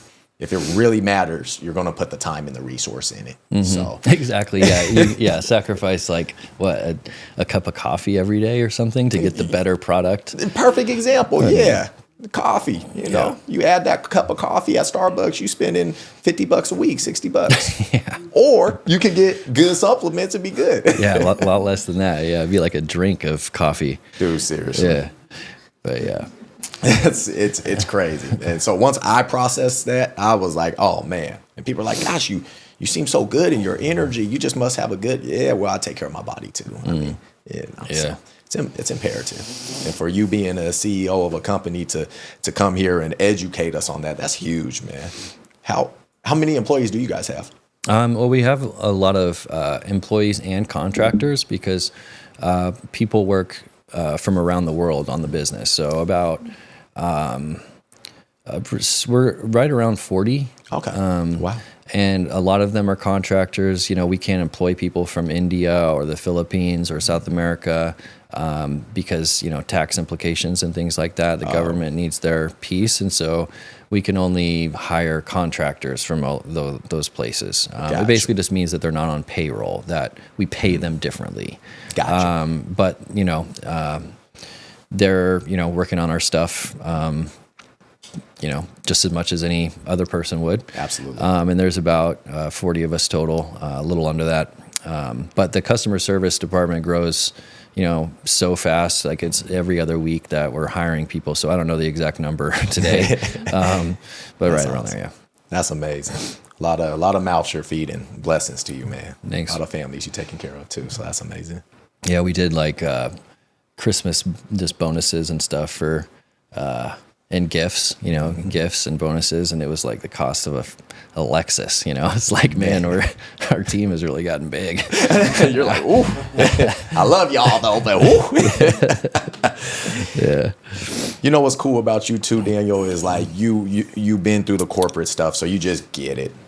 I mean, sure, you're running the company now, but you just get it. So I'm sure employees look and be like, he just gets it. That means a lot. And that's testimony to your quality of product and just how you guys run things. Just good energy. Energy doesn't lie. I don't care who you are. Right. Energy don't lie. Yeah. So it's an honor. Having you sitting here, it just doesn't lie. So it's cool it's a good reminder to me personally. Good folk is out there. Good folk is still chilling and getting things done. So it's cool, man. I appreciate that. Yeah. Thanks for having me. I appreciate that. I believe that too. Oh yeah, man. It's huge in our business. Culture is everything. Culture. There you go. Culture. I just coming from places, just seeing places change and not having that culture and having that kind of family sense. Because it's like the end of the day, like you're 7-8 hours with certain people. Like might as well make it worthwhile, man. Instead of kind of going back to the start, talking about the Western pressure and stuff like that. Like, you might as well make the most of your time and cultivate good energy. Like, don't just hustle and bustle and just be cold. I don't like that. Yeah. I don't. It's ugly enough. We don't need to make it harder on ourselves. Yeah. So true. I had speaking to that, I had a mentor one time. He told me, he said, whenever you, as a business owner, whenever you have that thought pop into your mind to be generous to an employee or a team member, don't think about it, just do it. Really? And I've always followed that ever since. You know, it's like, I don't know. And yeah, it's been a cool experience, and we definitely have a culture that I need to be mindful of. It's fragile, you know. Gotcha. So in order, you know, doing what you're saying, when building a business, there's a lot of times where you have decisions to make in order to maintain that, you know, and so, yeah, crucial. And hey, like you said, those decisions, because it's going to be hard decisions, especially when you're the leader. You know you learn to know what's best for your baby, and you know sometimes not everyone sees it the same as you do, but it's your baby, so I gotta trust you. That's well said, man. The CEO is like a business tender. It's like I'm the guy that just that's my job in a nutshell, is I have to make sure that whatever happens is the best for the business. Gotcha. You know, it's like the business is a baby essentially, and I'm like the parent. I'm like, sorry, you're not going to like all of the answers I have, but like this is my responsibility. Right. You know, I gotta take care of this little guy. So absolutely. It's and to add with supplements, people, everybody, I'm sure you all attest to this. You still got to try to take care of yourself. Don't just not do anything. Like, you still got to exercise. You still got to try to eat good. Not perfect. But yeah. Help the supplements help you. That's the way I see it. Like, help it help you. Yeah. I definitely do that. Because I used to like take mine. Honestly, D, I was younger, mid-20s. I would take my vitamins. Be like, all right, cool, I'm good. Nah, bro, you can't just go eat donuts and Snickers now. Like, that it cancels it out almost. So it's like the kitchen is so important. Yeah, the kitchen. Yeah, and you'd be surprised how much we get that feedback. You know, people will email in, call in. They're like, hey, your magnesium doesn't work or whatever. And it's like, you know, I'm like, what are you trying to solve? Oh, I can't sleep, you know, whatever. Yeah. You know, well, did you try putting your phone down for, 2 hours before you went to sleep? Are you exercising at all during the day? You know, it's not just the magnesium. It's, the holistic things that matter too. So like, yeah, the holistic approach is certainly important. And we're all the time remembering people, because I think it's part of the culture, like magic pill, solve this, take this thing and you can solve whatever it is that, you're dealing with. So yeah, it's a combination. It's a package. It is. It's like our lives. Like, when you wake up, what's the first thing you do? Do you grab your phone? Do you meditate? I believe you should take 30 minutes at least in silence to just do yourself, read something. It's what do we put in our brain? Do we put garbage? Do we put healthy stuff? Like, it's the same thing, because you got to take care of the mental and the internal. You got to, and people sleep on that. So many people. I'd be the first to put my hand up. Wake up, get on the phone, check my stuff, whether it's business or personal. It's like, man, no, just be in silence for a little bit, chill. When we FaceTime, you was at the beach, at the coast, chilling. Like, that stuff matters. And when you consume garbage, it's not good. It's not good. And I'm talking about digital garbage or real garbage in life. Garbage all angles, man. All angles, man. And that's an important combo, because it's like people consume garbage on the internet now or in real life, and they don't realize it's really taking a toll on you. You watch a bunch of violence, you're probably going to start feeling a little more violent or down. You're watching a lot of lustful stuff, you're probably going to feel a little extra lustful and look thirsty out there. Like, it's like, dude, like, we got to be mindful. I'm speaking from experience. I've consumed garbage. It's like, man. So, sorry. Testimony to take care of yourself. That's good. Man. So, yeah. Yeah. I've been doing this thing. Speaking of structure and these, first 30 minutes, I started praying in the So I pray in the morning. Nice. But the first thing that I pray about is all of the things that I'm grateful for. Like I start just rattling off, exploring in my mind, like what are all the things I'm grateful for, and that has been like a really cool shift. It sounds cliche, like I've heard that, like write down a gratitude list or whatever, but like something to do with not writing down a gratitude list or things I'm grateful for to myself, but to the big man upstairs. It's different, man. It's like I forget how much that I just don't pay attention to the amazing things that I have in my life. Absolutely. It's like I get so wrapped up in all of this stuff that I'm dealing with, or like the problem that I have in my company, or the whatever it is, and that shift has been a really cool shift. That's amazing. Yeah. So spirituality's really been big with you now. Oh, big time, man. Starting about 2 years ago. About 2 years. Nice, man. Mm-hmm. Nice. I gotta shake your hand to that. It's huge. There's someone says, you used to pray for the things you have now. And that always sticks in my head. I'm like, so true. True. It's one thing I love to do, D, is walk my dog, man. I love walking my dog. I don't wear headphones ever. I have this thing where I just take in everything life has to offer. And it's like I will have some of the roughest days. And it's almost emotional because my dad, who doesn't go to a church a lot, he believes in God and everything, but he always says, you never know who's an angel. He always would say that to me. And that stuff sticks in my head to this day, because he told me that when I was a little guy. And like I can recall probably about a month ago, I was in my head just kind of similar to what you were saying. What did I do? What am I doing? But I'm walking my dog. And there's this person who looks much more less fortunate than me. There's this breezeway I go through every day. I go through the breezeway with my puppy, and he's just sitting there with what he has, and he goes, beautiful pup. Mm-hmm. And I acknowledge my dad taught me respect. My mom taught me respect. Thank you. Appreciate you, sir. Thank you so much. Kept walking, D. True story. He said, hey, I look back. He said, you're beautiful too. And I was like, most people probably, oh, okay. But that just hit me because it was a rough day. And I don't know, you could take it for what it is. For me, though, I needed that right there. I needed that. And it's just, that's how I just know there's the big man upstairs talking to you. He'll talk to you through others. And he'll energize others to say something to you. And so for me, I was like, damn, thank you. Thank you. And I just kept it pushing. Never saw the person again either. So for me, I'm like, did he just? Yeah. Now I'm looking around. My buddies at the gas station was like, you good? Yeah, I'm cool. I've had those moments. Yeah, for sure. That's cool. Yeah, man. But it's cool to hear. The spiritual is huge, man. That's faith. You gotta believe in things that aren't seen. And, I like to say you gotta have faith in one direction or the other. Ooh. You can't just have none. You have some. It's just which direction is it pointed? Absolutely. Absolutely. I agree. I say that with, what did I have written here? Success and its consequences too.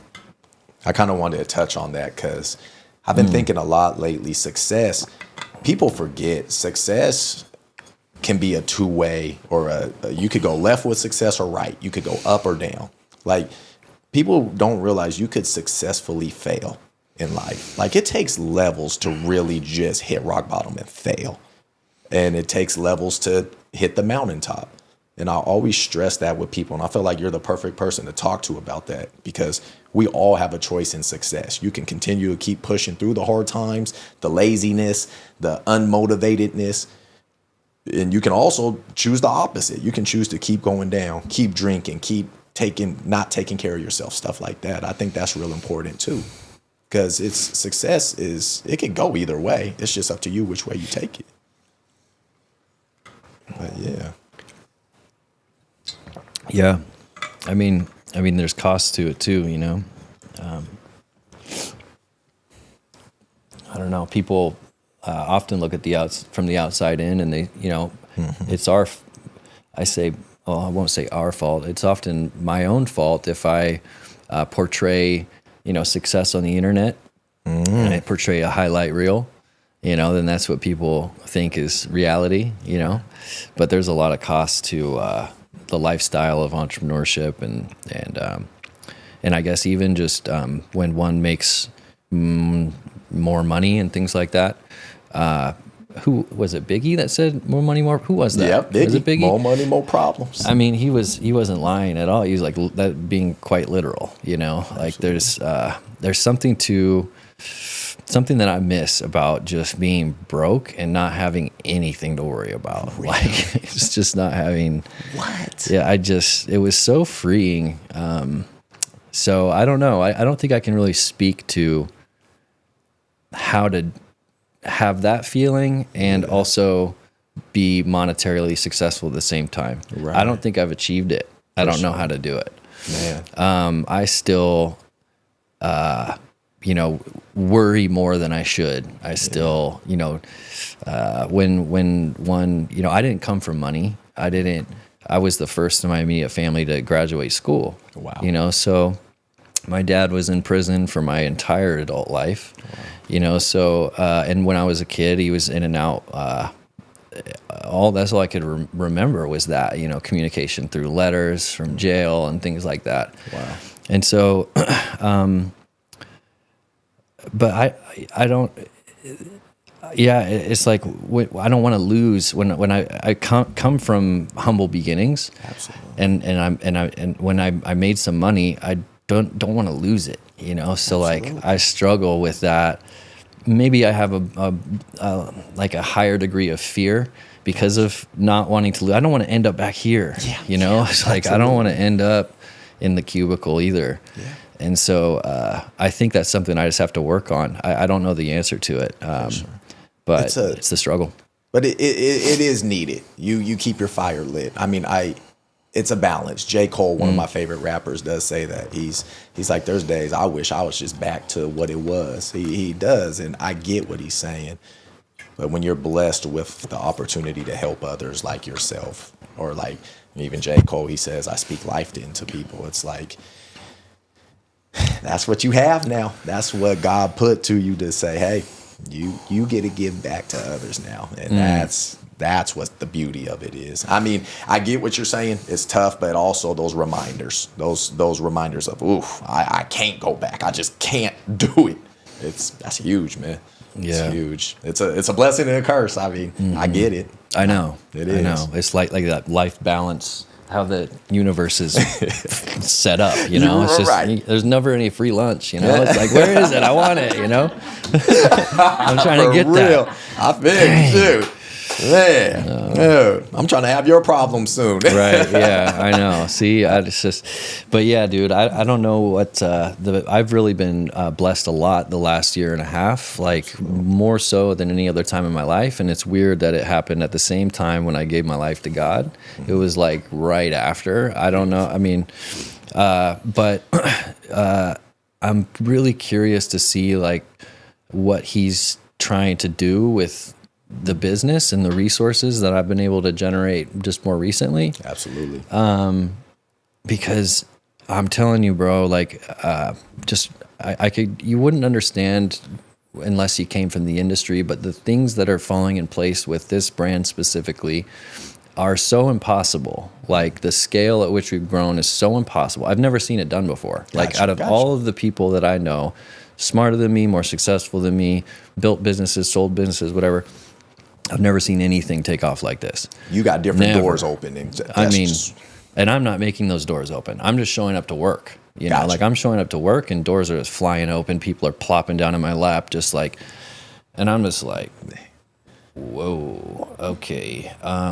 So I think that maybe now I'm becoming more trustworthy with the, whatever it is that God's trying to do. For sure. Maybe I'm entering a phase of my life where I can be trusted with it. Absolutely. And so I don't know what it is. Like, I don't know what he's trying to do with it, but, it's just really kind of, it's encouraging, but it's scary at the same time. It's like, I'm ready, I'm ready, but like, we'll see. Well, it's crazy. It really is, and it's beautiful. It's a good reminder. There's this Bible verse, I forget the name, but it pretty much says, you steward over little, now I will allow you to rule over much. And that verse really is saying what you just said. I put you through this. I put you through these little parts, and now I can trust you. You've proven to me I can give you more and more. Now, it's kind of like when you hire an employee, let me see what you can do. Can you get through these hurdles? Can you get through the stress test? And same thing. And that's something I always remember. Steward over little, now allow you rule over much. And it's like, that's what you're doing, man. That's good stuff. It's something I hold dear to my heart, and it's like, man, 'cause we ain't perfect, but it's not what happens to you. It's how you react to it, right? And that's the biggest thing. We all have crap happen to us, shoot. Yeah, but it's so necessary. I mean, imagine if, I don't know, I'm so glad that monetarily success or anything like that wasn't just plopped into my lap. I mean, that person, like, imagine coming from a super, super hyper wealthy family and then just like, being 18 or something and getting your inheritance. It's like those guys have been completely stripped and robbed of the joy of the process. It's like just, so. I agree. I mean, that's what's scary about the internet too, Deke. Like, I see these kid streamers and I'm the one dude that's like, this isn't good for these kids. Or even like sports. I feel like the quality of sports is going down. I'm a basketball guy. I just don't think the NBA is good as it used to be. We're giving kids 16, 15 millions of dollars, 18 millions of dollars. I mean, I guess you're a young man, 18. But anyways, like you said, you're stripping them of learning from life, experiencing life, understanding pain, understand suffering, consequences to your actions. And we have adult companies. Take this money, because now they're looking at them as money machines. And it's just, I think it's not money that's the root of all evil. It's the lust of money that's the root of all evil. And it's like, I don't know, me personally, I'm the one dude that's like, and sure, I'm hosting a podcast. I promise you and the rest of the world, I keep it as authentic as I can. We don't take breaks besides when the internet went out. I just want to have honest conversations. And it's like, I see these other people and it's like money machines. And I'm just like, that is just not good for people. It's just, and I seen your post talking about Instagram, people live highlight reels. And talking with you and just conversing, even though it was through messages, I could just feel your energy. Or when my teammate Kevin be like, hey, Daniel got back to us about this. We've been talking since summer. You gotta, our relationship, I will say now our friendship is, it went through the trials. You could have easily been like, look, I'm not messaging them no more. We could have did the same. But look, now we're here after a few months. And I just think that builds character, is all that. So, sorry, that was a lot, but. No, man. Yeah, it's true. It's so super true. I mean, I feel there's times where, I can just feel the amount of ways that I've been equipped over the years. Like I feel like a beast sometimes, for real, because I've just been through a lot, bro. I've seen a lot at this point. I've been through a lot. I've fought back from a lot. Absolutely. And I don't know. I mean, through that process, it's like being forged in the fire, It's just like you can really like, I can't imagine if I hope I don't have to go through a lot of the things that I've had to go through again. Like, I'm like, man, I really don't want to do that again, but like, hopefully I can learn from mistakes and whatever. But I couldn't imagine if like the same stuff that's happened to me up until this point happened again, what that guy would look like. Leave me alone, please. Yeah. So don't hurt me. For sure. I feel that, man. I feel it. Oh, man. Discipline. I tell you, what a fun word.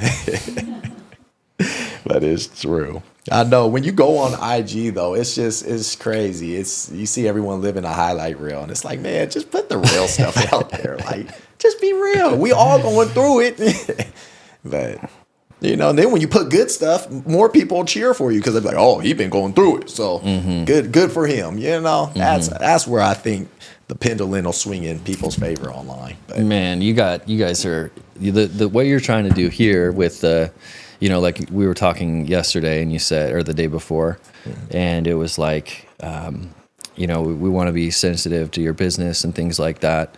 Is there anything that, you know, is off topic or off limits? You know, I want to be respectful. Absolutely. And I said, you know, well, yeah, not really. I can't think of anything. We're transparent, but, you know, we could always just edit it out if it comes up. And you said, yeah, but we don't edit anything. we don't edit out. No, we don't. And I'm like, you know, so that approach, right? That like transparency, that authenticity. Absolutely. When you're talking about with Instagram and the highlight reel, but also just in business, I think the pendulum swung so far into the fake zone that like people really appreciate the authenticity. You know, it's coming back essentially. And so I think if you able to bolt on your authenticity into your business, just like we do with the product selection that we do, with the testing that we do. Absolutely. And the same thing with this. I think that's what people want to hear. It's a good story to tell. Right? Absolutely. So anyways, yeah, I think that's important and it's still not very common. So yeah. It's not, but it will be. It will. Once they see the success and oh wait, so I got to start telling the truth now? Yeah. Bring it to the light, brother. Bring it to the light. Yes, it's true. It's, you know, us good people, we just got to stick together. Yet again, we can all eat, and it's cool to have this fellowship with you in this conversation. It's just good. It's a good reminder on me. I'm going to assume my team as well. And just, you know, it is. It's just good to have because not a lot of this is being had. Not enough of it's being had. So it's nice, man. Yeah. It's nice. Yeah, I'm glad to be here. And you know, a good man connected us, Ramar. Shout out Ramar, man. Oh yeah, shout out Ramar. Shout out Mar. What's up, bro? My guy, he always listening. So yeah, you know, shout out. That's the beauty of it, Ramar. Gosh, you guys were at Best Buy, so that's crazy. Yeah. He guarded that door with his life. Yes, he did. Yeah. Ramar, don't get mad at me when I say that too. You know, with that yellow shirt. Love that guy, man. Yeah, that's my dude. It was just his birthday, so happy birthday, man. Yeah. Let's see. B, I want to take this last question here. What advice would you give your younger self, particularly in your 20s, early 20s? Oof.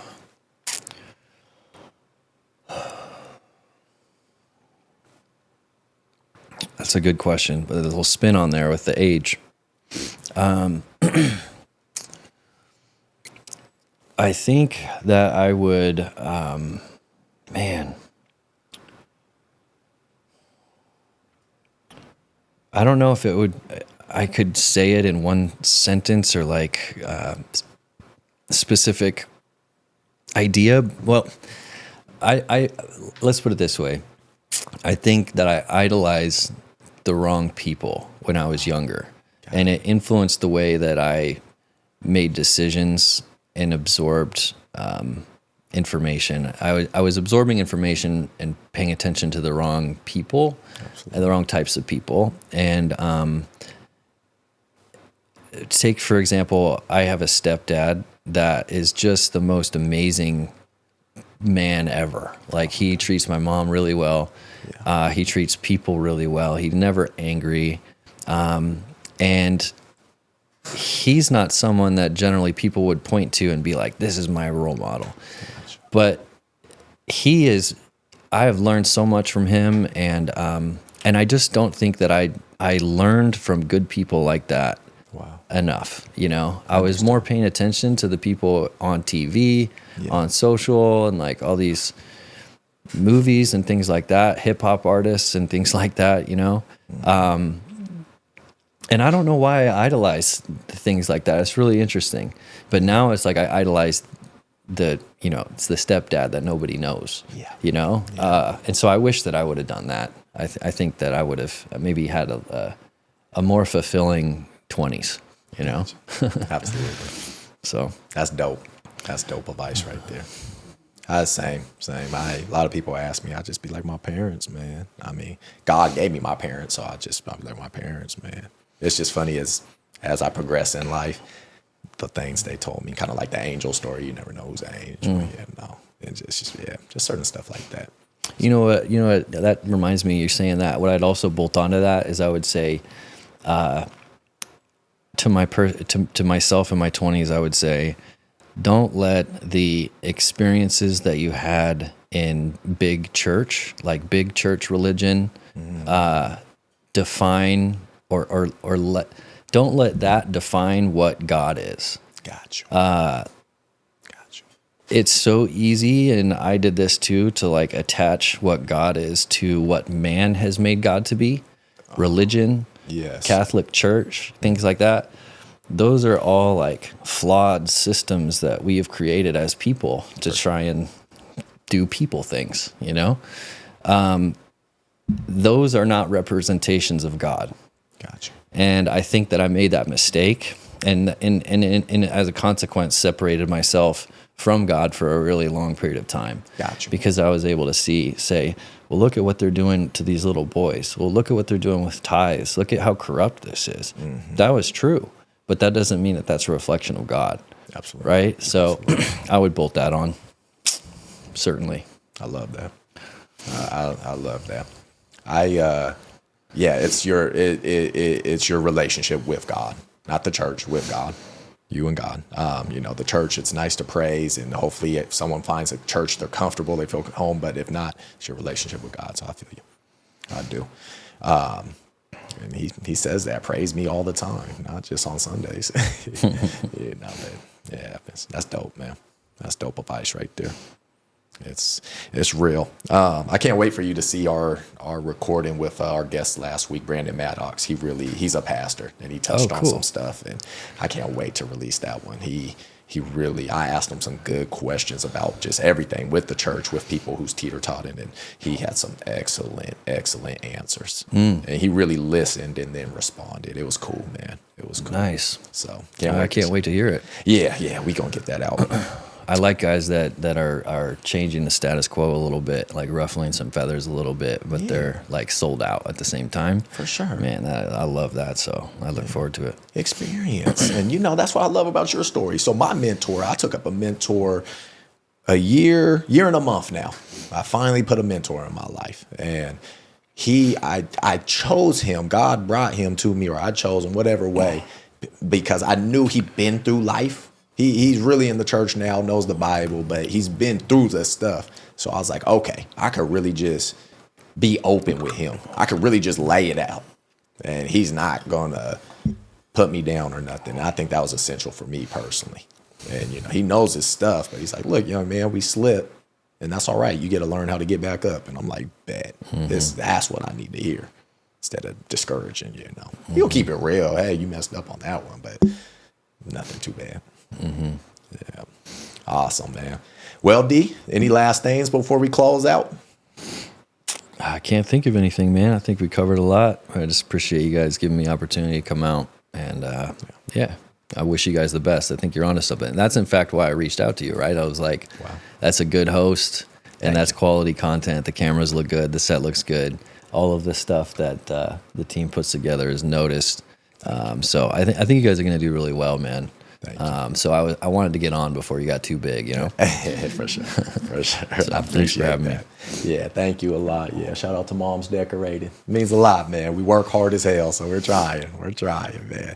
But hey, thanks for taking time out. And don't let this be the only time. Come back, man. Come back and hang out. It's not a one and done thing. So right on. Sounds good. Sounds good, my brother. Otherwise, I'm gonna join you on the beach. We going on a trip or something. So for this, across the ages, man. Yeah. We going. This ain't what it done. I'm gonna be like, hey, let's go somewhere. I'm coming too. So that sounds good. Hey, man, I just gotta shake your hand. Happy holidays to you. Merry Christmas, all that. And world, that's it. Daniel right here. Great conversation. CEO of his company. Doing a great thing. Really changing the world. Helping your body. Definitely check out their products. Yet again, we got Organics Ocean. Check them out. Amazing people. And you're hearing it from the CEO, the man, the guy that found this company. So, Garage Talks. It's a safe space. So it gets no realer than here. Any last things, brother? That's it, man. Yeah. Organics Ocean, organics plural, ocean.com. We will take care of you. We will for sure. Yeah. Thanks for having me. Absolutely. It's a pleasure. Hug your loved ones. Take care of each other. Happy holidays. Merry Christmas. And until next time, bless up, y'all. We out of here. Good work, everybody. All right. Thank you, D. Well done. How'd it feel? It was good. Good. No, he shot it. Yeah, he shot it. 10 times maybe? No, it was the first one. Yeah, he got the good ball. He got the good real Once he ball. got the good ball, That was yeah. on the first shot. Yeah. Man, amazing. D, thank you, brother. Yeah.